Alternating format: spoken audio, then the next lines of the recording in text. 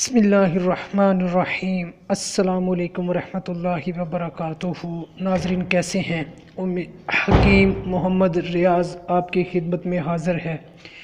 Viewers, आज मैं आपको कुछ अहम तिब्बी मालूमात फ़राहम करूँगा और बताऊँगा कि कौन कौन सी मर्ज़ की क्या अलामात होती हैं, जिससे आपको मर्ज़ की तशख़ील में काफ़ी आसानी हो जाएगी। और मैं आपको बताऊंगा कि कौन से मर्ज़ ज़्यादा ख़तरनाक होते हैं। मसलन बर्न अटैक और हार्ट अटैक से भी ज़्यादा ख़तरनाक अटैक होता है।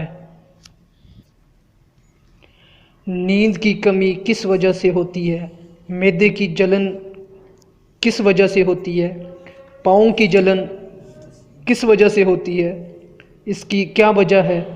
सीने की जलन और मैदे से उठने वाली गैस क्या वजह है? पाँव का सुन्न हो जाना, इसकी क्या वजह होती है? ज़्यादा ख्वाब देखने वाले, इसकी क्या वजह होती है? पेट दर्द की क्या वजह होती है? पेट दर्द हर वक्त हो तो इसकी क्या वजह होती है? शुगर के मरीज़ के गुर्दे फेल हों तो क्या वजह होती है? शुगर के मरीज़ के लिए सबसे ज़्यादा ख़तरनाक कौन सी वजह होती है? शुगर के मरीज़ के लिए सबसे पहला जो तोहफ़ा होता है वो क्या होता है? जो शख्स मिली जुली ग़िज़ाएँ खाता है उससे क्या होता है? रसौलियों में तमाम ख़तरनाक जो रसौलियाँ होती हैं वो कौन सी होती हैं? एहतलाम का इलाज करने की बजाय उसको सबसे पहले क्या करना चाहिए? एहतलाम ज़्यादा हो तो उसको क्या करना चाहिए? पचीदा और मैदे के अमराज वगैरह हों तो क्या करना चाहिए? आज इस तरह की मैं कुछ आप लोगों के साथ तिब्बी मालूमात शेयर करूंगा ताकि आपको कोई भी ऐसा मसला हो तो आपको मर्ज़ को पहचानने में आसानी हो। सबसे पहले बात कर लेते हैं number 1, burn attack. Heart attack से ज़्यादा ख़तरनाक है, लेकिन जिगर के अटैक में मरीज़ साल हा साल एड़ियाँ रगड़ कर मरता है। नंबर 2, नींद की कमी। नींद की कमी असाबी तहरीक में होती है। नंबर 3, मैदे की जलन। मैदे की जलन दरअसल मैदे की ठंडक है। नंबर 4, पाँव की जलन। जो पाँव में जलन होती है ब्लड प्रेशर लो की वजह से है। नंबर 5, सीने की जलन मैदे से उठने वाली गैस की वजह से होती है। नंबर 6, पाँव का सुन्न हो जाना। ये निशानी है ब्लड प्रेशर और शुगर की वजह से होती है। नंबर 7, ज़्यादा ख्वाब देखने वाले का अक्सर मैदा ख़राब रहता है। पेट दर्द खाना खाने के बाद हो तो ये मैदे की ठंडक है। इसका इलाज हमेशा गर्म दवा से करना चाहिए। नंबर 9, पेट दर्द हर वक्त हो तो मैदे की सोजिश है और दर्द अपनी जगह तब्दील करे तो रीह दर्द होता है। दर्द अपनी जगह तब्दील ना करे तो मकाम दर्द के पट्टे का खिंचाव और सोजिश की वजह हो सकती है। नंबर 10, शुगर के मरीज़ के गुर्दे फेल शुगर की दवाई ही करती है। नंबर 11, शुगर के मरीज़ के लिए सबसे ज़्यादा ख़तरनाक वो शुगर की दवाई है जिसे वो रोज़ाना इस्तेमाल करता है। नंबर 12, शुगर के मरीज़ के लिए इस मर्ज़ का पहला तोहफ़ा जिनसी कमज़ोरी है।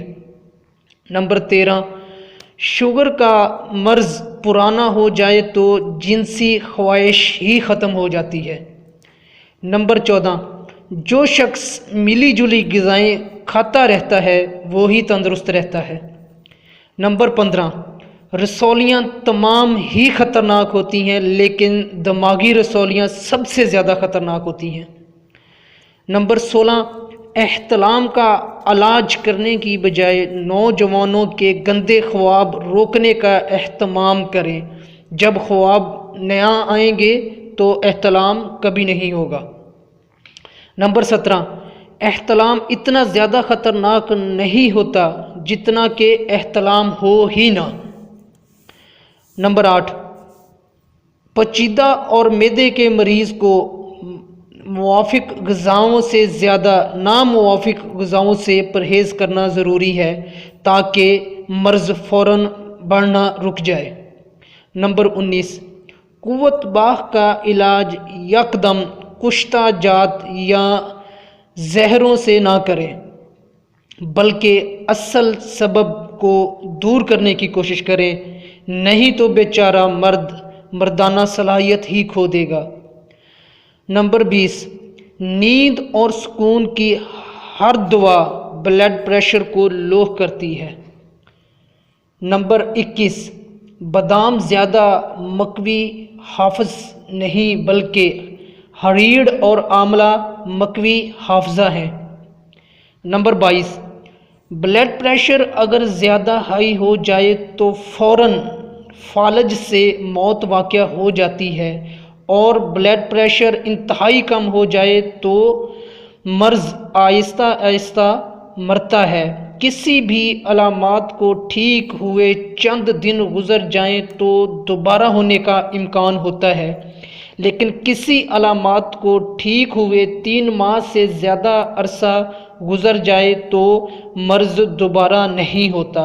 इसलिए देसी इलाज कम ज़ा कम 3 माह किया जाता है ताकि मर्ज़ दोबारा नमूदार ना हो और जड़ से ख़त्म हो जाए। ये कुछ अहम तिब्बी मालूमात थी जो मैंने आप लोगों को फराहम की। उम्मीद करता हूँ कि इससे आपको काफ़ी आसानी पैदा होगी। तो जो लोग नए हैं जिन्होंने अभी तक मेरा चैनल सब्सक्राइब नहीं किया तो अभी चैनल को सब्सक्राइब करें और साथ लगे बेल आइकन को लाजमी टच करें ताकि मेरी हर आने वाली वीडियो का नोटिफिकेशन बआसानी आपको मिल सके। अगर वीडियो अच्छी लगी है तो लाइक करें और दोस्तों के साथ शेयर करें, और मुझे अपनी दुआओं में याद रखिएगा। फिर मिलते हैं किसी और रेमेडीज़ के साथ, तब तक के लिए अल्लाह हाफिज़।